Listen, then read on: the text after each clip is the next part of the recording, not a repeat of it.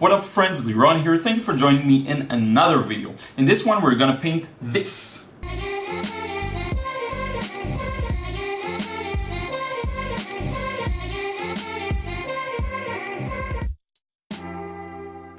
So I've got another full process for you.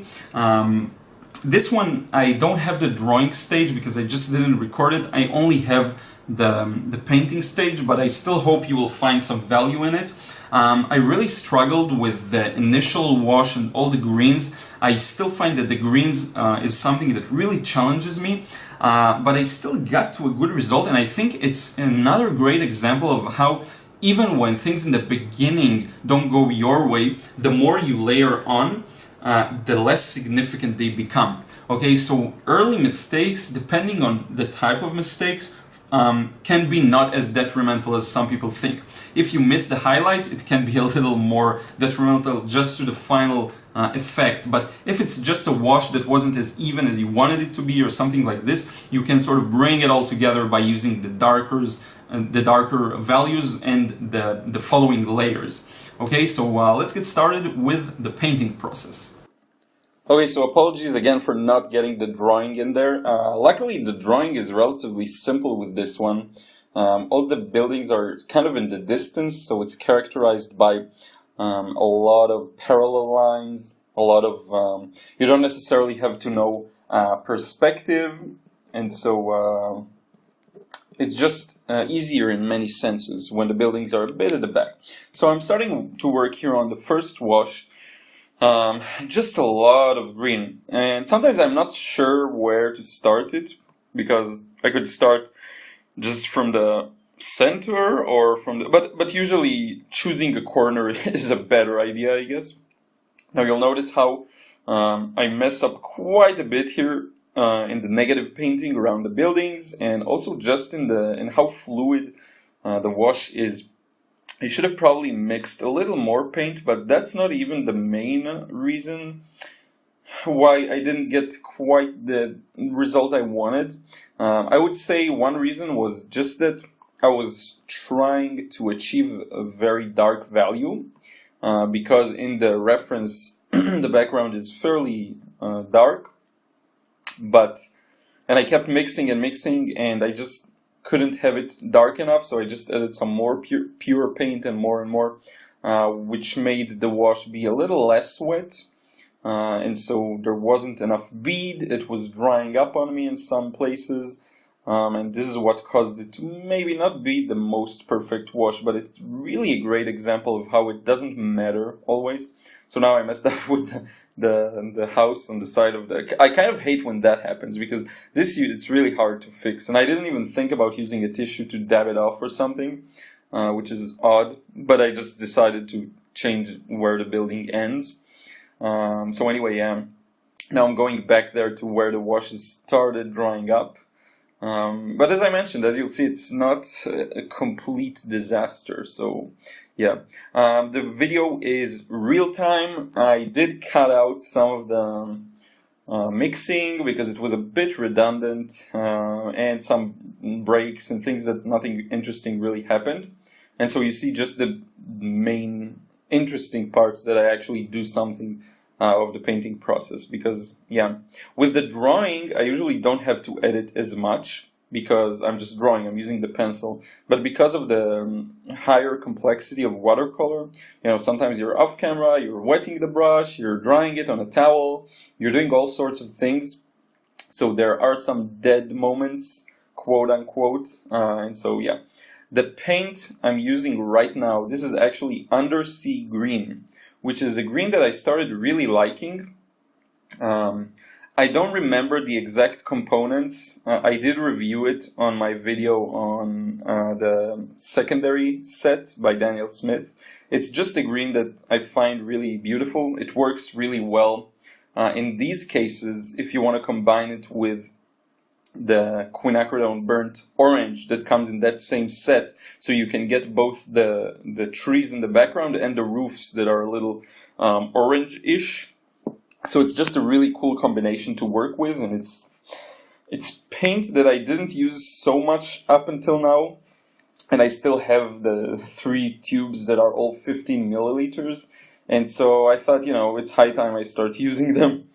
Especially the Carbazole Violet that I barely use, which is weird because it's such a good paint. It's so dark. It can achieve such a huge variety of values. So I should probably find some more uses for it. Generally, I have a lot of tubes right now that just I'm not going to have to buy a new paint anytime soon. And many of them I just want to find some uses to them. So that's a nice way to challenge yourself for trying out new subjects, I guess. And so yeah, so this is the Undersea Green, as I mentioned. There is a blue spot somewhere in the right area, in the middle of the wash. You can probably see it. It's a huge bluer area. I did this by mixing some French ultramarine. There's no really skies in this image, as you will see soon. I'll show the reference again, and you can also click the link in the description box to see it. There isn't really sky in here, and so the trees are the entire background, and it's just a very unique scene, I guess, for a landscape. But anyway, the blue I just added to maybe darken a bit of the trees and just give it a more unique look, I guess, and keep it a little interesting. You see the washes, there's a lot of streaks in it. Just me trying to mimic the difference between the different layers of trees. This is the one thing I'm still struggling with. Like individual trees, I'm getting better at painting, but these large areas of foliage are still a huge challenge for me. So maybe this is something I should work on separately. Now I take a little piece of cardboard and try to scratch out some of these little wooden poles or something like this that stick from the ground for the fence. And it didn't really work because I don't know, maybe I should have allow it some time to dry and then do it, I guess. Now I'm taking some stronger Undersea Green just to get it a little darker near the bottom. So because it didn't work, the trick with the little cardboard, this time on the left I just do negative painting around them. Basically I think if you can avoid doing negative painting, it's better. If you can do something else for it, it's better, because negative painting really slows down the way you work and makes you sometimes lose the freshness of the wash. Now, with that being said, sometimes you have to do negative painting, for example, with all of these houses. But for these little wooden fence sort of parts, I don't know, would you call it picket? Because I know of a picket fence, but I don't know if these are actually pickets or it comes from a different word. Anyway, yeah, I'm probably completely ignorant of me. But anyway, if you can avoid negative painting, don't. You know, just try to find another solution. You can use masking fluid, which I hate. I really loathe masking fluid for some reason. I don't want to say it's cheating or something, because it's not. It's just another means. But I just don't like the way it looks sometimes. So I don't know. It feels a little sterile for me. It's definitely an acceptable way of going around things. Some effects can't be achieved without masking fluid. Really, it's just not practical. But I don't like the effect overall. So now what I'm doing is I took some Sap Green. Some of you may have noticed I didn't go to the well of the Undersea Green, just to make it a little warmer, because the Undersea Green is a little more muted. I think the Sap Green is a little more dominant by the yellows, I guess. And I did some dry brush just to get some highlights going there, to suggest some details, you know, just to make it a little more foreground-ish. Really trying to put in a lot of work into my foregrounds. There was something else I wanted to say earlier, but I'll get back to it in a moment. So anyway, I'm really trying to put in a lot of work on my foregrounds, because I got a lot of feedback that they just aren't interesting enough, or there aren't enough details, and I really accept that feedback. It's quite true. So yeah. Now, the way the background looks right now, as you see it, it's going to be darker. I'm going to add some more darkness to it. And I'm going to do it in a very non-elegant way. I'm going to try to negative paint around trees that are a little lighter. and I just failed miserably. And lucky for me, I was good with the second half of the painting, which eliminated all the stupid mistakes I did. Yeah. I know some people hate when I criticize myself, but what can you do, man? It's just what I do. Yeah. But anyway, I really like the way this one turned out. I have to say, like the final result and the way the green and the orange works together. I don't know. It's just, I don't know if it's luck. No, it's not luck. Darn it, it's not luck. I planned this one out. I planned it. I planned it on a piece of paper, I remember. It wasn't luck. So anyway, trying to make the entire background darker while negative painting around trees that are supposedly lighter, while letting the wash dry in too many places. It's just very complicated what I'm trying to do now, and quite frankly, I'm not sure it's the right way to go about it. If any of you have a better way, let me know. I'm curious to hear your opinion. What I should have done also is just blend the edges a little more, just to not have such a strong difference. You'll see soon between the darker second wash and the one under it. But in any case, now you saw me add some Sap Green to it. Just to again warm it up a little as I go down the wash. Now later on I'll add some messed up, oops, with this little tower there. I hope I straightened that out, because if not, it will be a shame. Or maybe it's a part of the tree texture, so it's plausible, I guess. Yeah, and later on you'll see me add some of the orange, some I think maybe some burnt sienna, though I'm not sure. And yeah, so this is the shape of trees that I'm trying to create. It's like two big trees above the buildings, and I kind of try to divide them with the darker paint and then suggest some, I don't know, I really don't know. But by the way, this is a proof that the large washes are the ones that dictate the quality of the painting many times. It's like, imagine you divide your painting into two levels, macro and micro. So the macro level is the way it looks basically when you take a few steps backwards. You don't see the details. You go back, you see just the large shapes, large colors, large values. That would be the macro. On a micro level is when you come closer to the painting, you look at all the finishing touches, you look at all the small shadows under the roofs and the little details of the trees and how you handled the windows, and depending on what you're doing, if it's something else, then different subjects call for different aspects. But in any case, for this example, so you have the micro and the macro. So the thing that I find is that if you get the macro to look good, meaning take a few steps back, does it look like the values are correct and everything, the large shapes work, then you're good. Then you won't have too much problem. The micro itself can enhance the painting. It's like the jewels. But as long as the macro works, the micro is really just a small additive that improves it, and so if you can get that first 1, 2, 3 initial washes correct in some way. So for example, I messed up a bit with the evenness of the wash, but I got the values pretty much on point and the negative painting and all of that. So the unevenness doesn't stand out too much, sorry. And even the fact that now I struggled a bit with the trees, it doesn't matter. It just still looks kind of correct and good. And as I add more layers, you will see more and more of that. By the way, I want to thank you so much for the feedback on the last few videos that I asked you, if you're still watching, to let me know in a comment, because I wasn't sure how many people skip the process or actually watch it in its entirety. And I saw that a lot of you left comments, minutes 40-something still here, so really I appreciate it a lot. I also replied, of course, to most of the comments.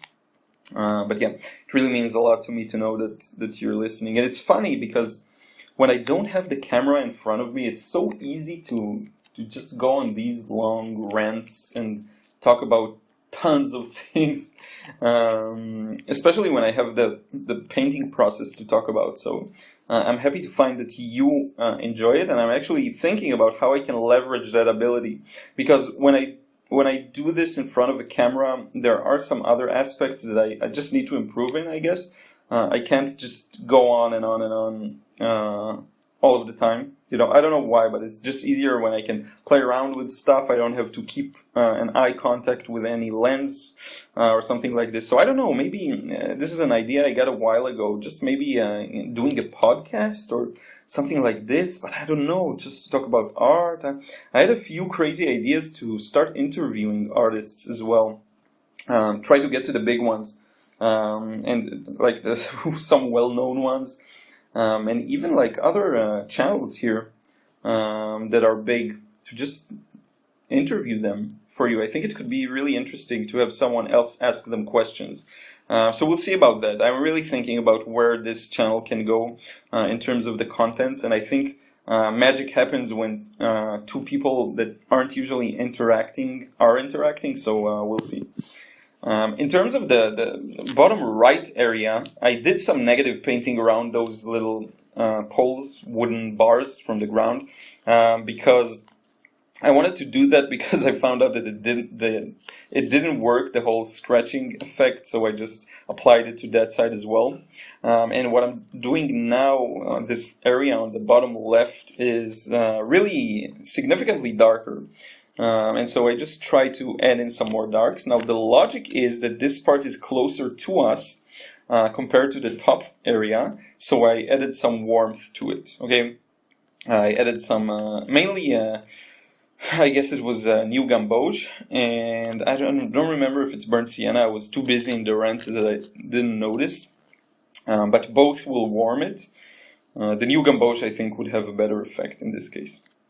Again, continuing with the negative painting, this will really help these sort of stand out in the. I guess it can pass as a foreground where this fence is, because it's relatively close to us, and the small grassy patch under it isn't really that big, and so yeah.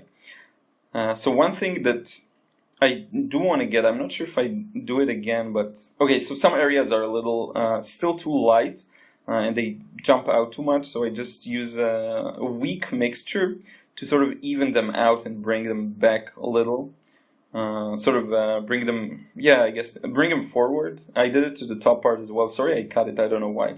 Anyway, you can take a look at the reference again here. Now I'm mixing sort of a New Gamboge and some kind of red. It was either Quinacridone Rose or some of the Quinacridone Burnt Orange. Both kind of will work. They produce very similar results. If you're using Schminke watercolors, then they're oh yeah, it's from the Quinacridone Rose. But anyway, if you're using the Schminke, then their burnt sienna is similar to this Quinacridone Burnt Orange. It's even very similar to what you're seeing me applying right now. Just sort of a stronger orange-ish color. It may be a little browner, but it's pretty much similar to that. Very different from the burnt sienna of Daniel Smith, as I covered in the paint show. So anyway, now I'm getting the shape of the roof. A lot of diagonal lines in this one that challenged me quite a bit, I have to say. Just getting their shape right. Working with the brush. All of these exercises really pay off with the extreme brush control. All of that, it really pays off and makes you better at it, I have to say. So in any case, yeah, I think it's a phenomenal way to work on your brush stroke techniques and make sure you get them right. So now you see I'm varying the wash as I go along. This roof got a little bit of a yellower treatment, I guess. I just added some more New Gamboge. I find that it just adds interest, and then I go back to some more orange. There is a thing with varying the colors. Some people do it extremely well. I have to say Patrick Lee Greaves does it amazing. And I saw recommendations somewhere that you should vary the colors every X inches. I don't remember exactly how much, but I don't think the number itself matters this much, but it was just a recommendation to like a rule of thumb, or maybe just a friendly recommendation vary the wash every once in a while. I don't know if you can be as specific as every few inches. I find maybe if I have to assess that about every 2 inches, I vary it. Square inches, how are you even going to measure it? I think just the moment it looks a little too flat and even, then it's a good time to vary it a little. Add a little more of the red, add a little more of the yellow. Here I added some more blue actually. I don't even remember what for. Oh yeah, just for the walls on the side. Yeah, I find that sometimes there is this, especially in Europe, you have this. You have a lot of buildings that are sort of gray. The old buildings, mainly what you'd call Haussmann, I think. I learned it when I was there in Paris. The classical French architecture kind of styled buildings. And so these buildings have this very gentle gray to them. And it's just been such a challenge for me to learn how to mix that gray. Because it would always get too yellow for me. And then I would add a little blue and it would turn green. I just never was able to find, for the longest time, I wasn't able to find a perfect mix for that. But now I feel like I kind of learned it. So this house that I just finished, not the one I'm working on right now with the blue, the previous one, I find that it's something similar to that. It's sort of a gray, kind of yellowish, orange-ish gray. And these are the most confusing. When there isn't a clear leaning towards one specific color, it's the hardest. That's the most challenging you can get in terms of mixing. And so you have to really develop a keen vision and sense of figuring out. Like now I'm mixing a sort of a gray as well. Adding some blue, adding some red, some yellow, but it's more towards the purple kind of. Because it's in the shadow and the strong contrasts of the windows, and I wanted it to be. Oh, my voice is cracking. I wanted it to be fairly dark, so yeah. So anyway, yeah, grays are among the most challenging ones to mix, the most challenging colors to mix. Not in terms of it's hard to get a gray. It's not that hard to get a gray. What's difficult is to recreate a gray that you see in front of you, because it's so darn neutral, and you're like, oh, maybe it's a bit blue or it's leaning towards the yellow, and then it's hard. It's really hard.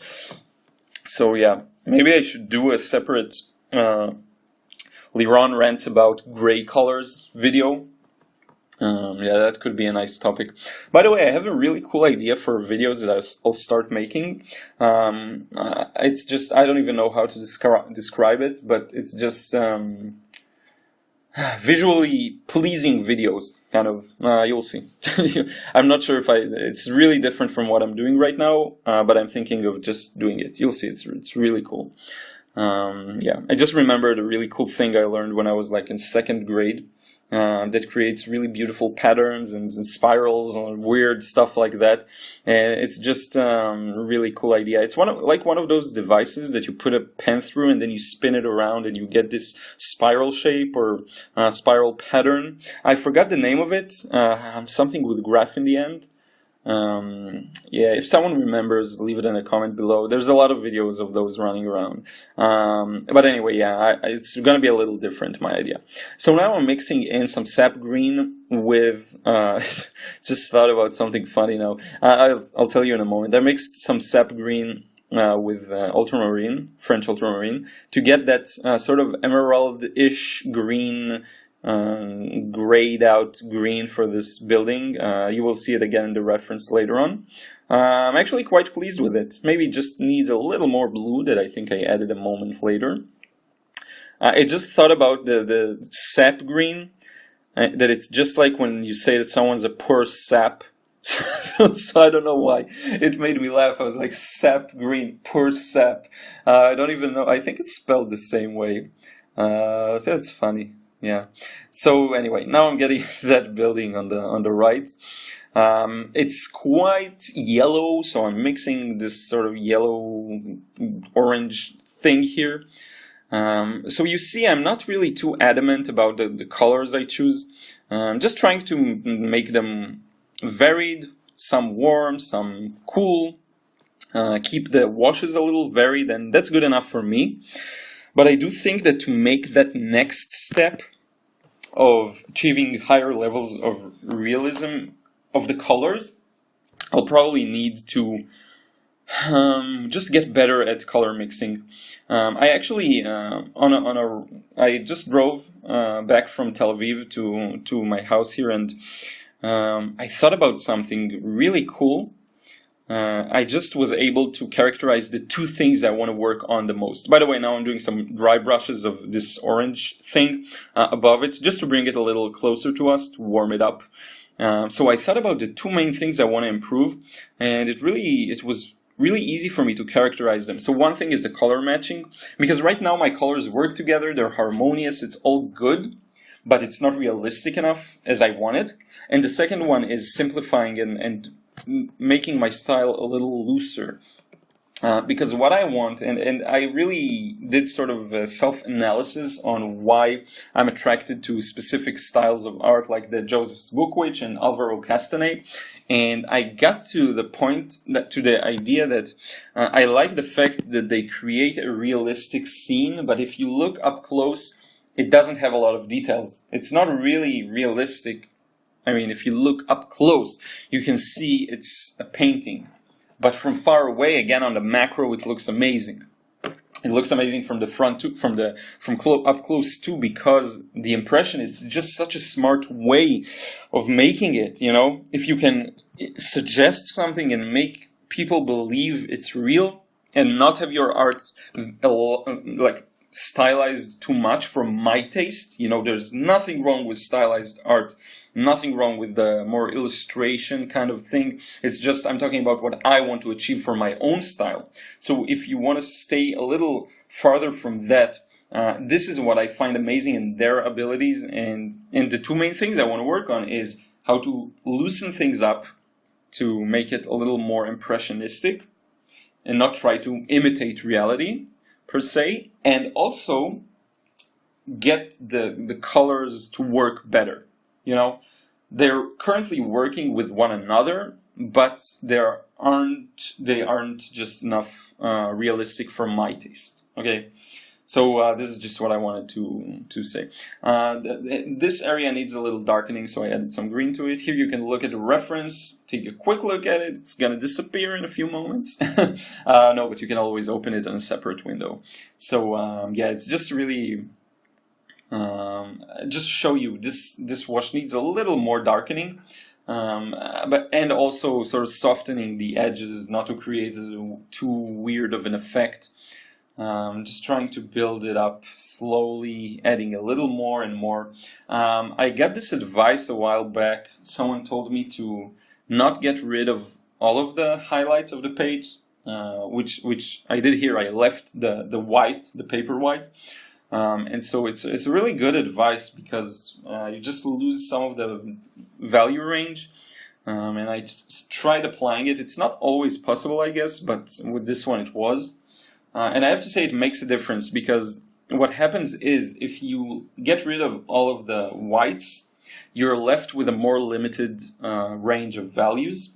And that limited range of values means that in order to get something to be darker, you need it to be significantly darker.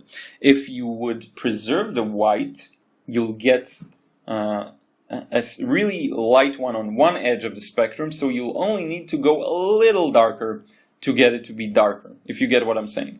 So it was just a great advice, and ever since I try at least leave a little more highlights in my work, I find that it's easier to achieve darker values, because remember, dark or light is just relative to the rest of the value range of your work. So if you would take a piece of paper, let me simplify it for you. I'm sure most of you got it, but just in case. If you take a piece of paper and it's white, and you're going to use that paper white for some highlights, so you can choose a value that's maybe like a little darker than that. But let's say you take that piece of paper and you cover it up with a blue wash, a little darker blue wash. In order to get the same difference in values from your paper, quote-unquote, white or blue, you'll need to just use a little darker value for the darker wash.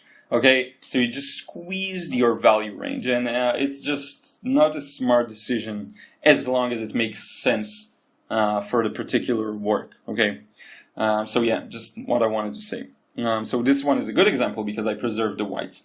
One thing that I'm struggling with, and I just forgot how much this is challenging actually, is the negative painting. So you can see there's a little, for example, the tower, there's this building with the brown roof under it, right where I'm at now with the brush. And there's a gap, there's an annoying white gap between them. And this gap, I wonder, like with the cold pressed paper, I just forgot how big of an issue it can be for me personally. It's hard for me to negative paint really up close to the building because of the grainy tooth of the page. It creates this weird distance between the two, and I really don't know how to fix this. When I used some papers with less texture, for example, the Legion paper Stonehenge cold pressed has less tooth than the Arch cold pressed. It has less tooth, and it was much easier for me to be more accurate on that one. Now when I bought another pad of Arch and I get the cold press and it's just darker, you know, more rougher, then it's hard for me to just get this to be more accurate, you know. And it's a bit annoying, I have to say. So I don't know, maybe the solution is to try working on smoother Arch paper. I don't know, maybe even get the hot press again and try some landscapes on that. I mean, who decided that landscapes are better for cold press? I don't know. I don't know if that's true. Yeah, you can get some tree texture in there, you know, some dry brush with the tree or the grass, but you can get a lot of effects on hot pressed as well. So I don't know. I guess I need to try them both. There's a lot of things I didn't like about hot press, sorry. But I don't know, it may work. So anyway, now is the most fun part. This is where you make things actually three-dimensional by adding the shadows that create stronger points of contrast.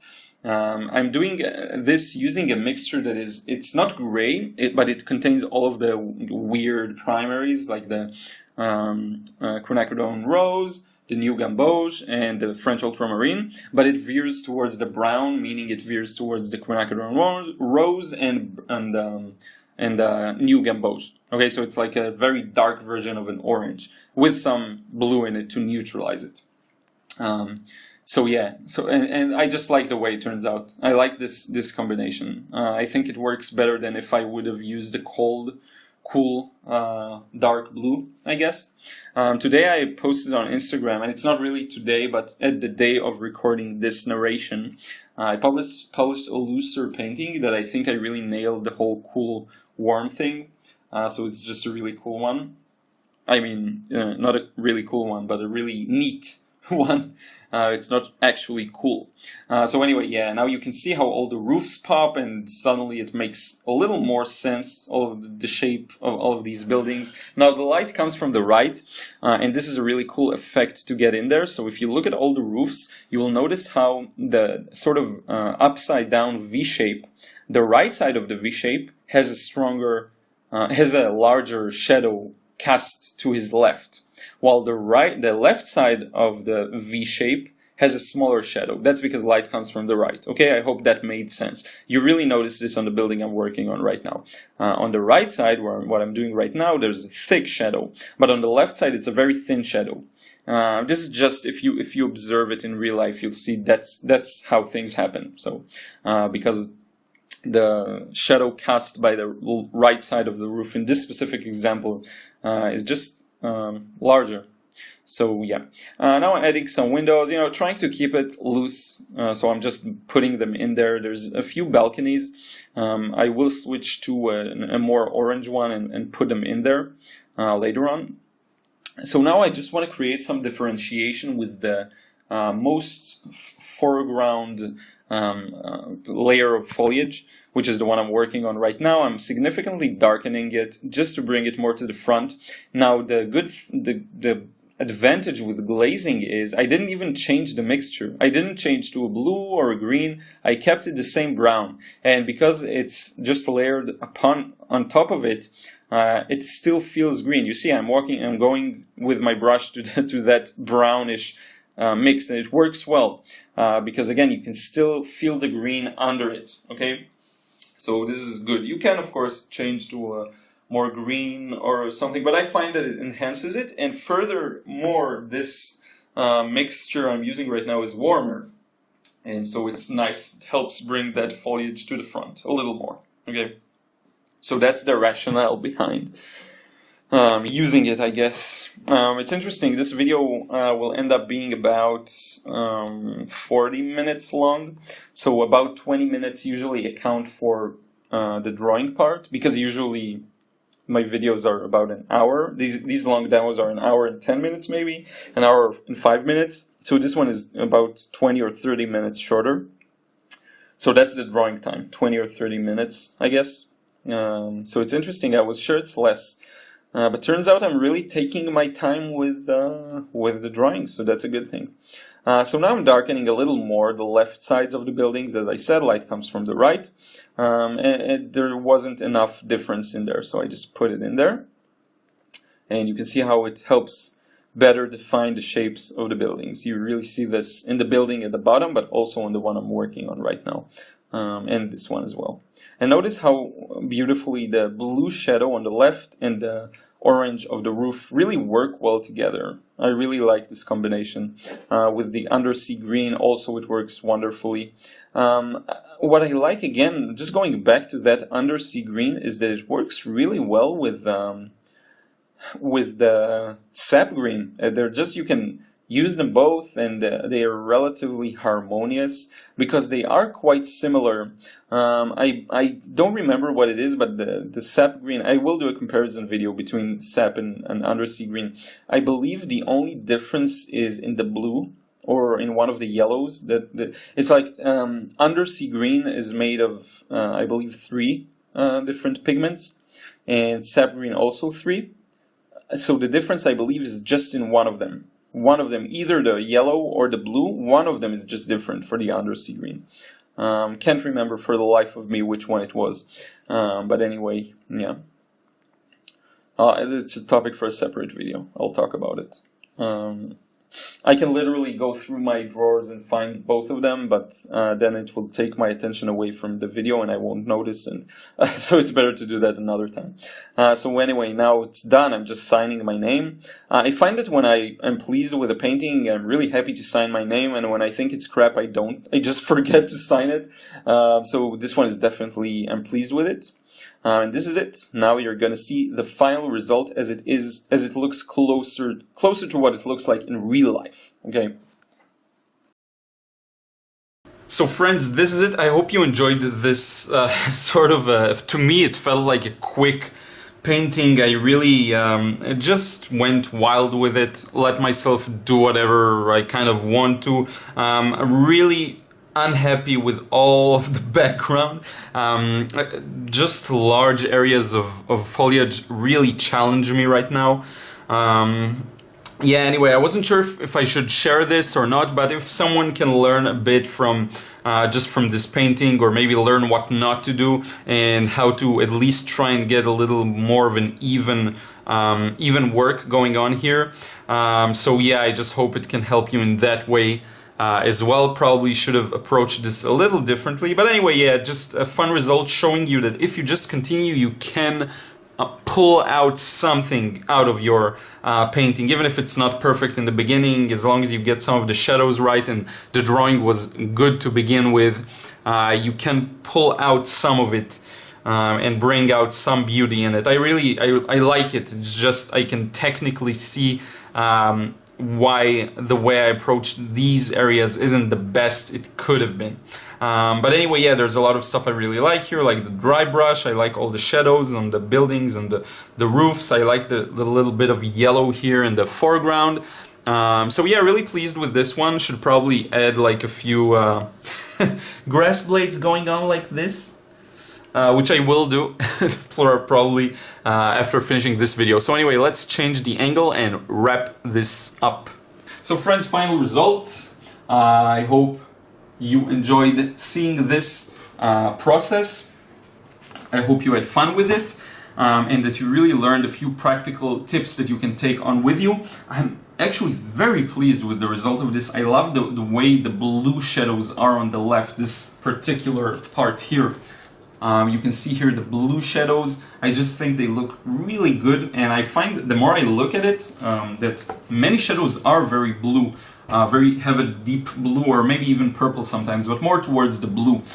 So I just had a lot of fun with it, and I keep constantly proving to myself that, okay, you messed up here, but let's see how we can pull this together. You made a mistake here, but it's not going to be that bad. And when you have that confidence that you're able to take some mistakes and turn them into something that looks good, you just gain more confidence in general, and this in turn helps you when you move on to the next painting to make less mistakes when you're more confident. Okay, so I hope you enjoyed this process. I hope you enjoyed this video and just hearing me talk about what I'm doing and just general stuff. Don't forget to subscribe here on YouTube, follow me on Snapchat and Instagram, where I share more personal updates, more work in progress or work in process. And that's it. I will see you again in another video tomorrow.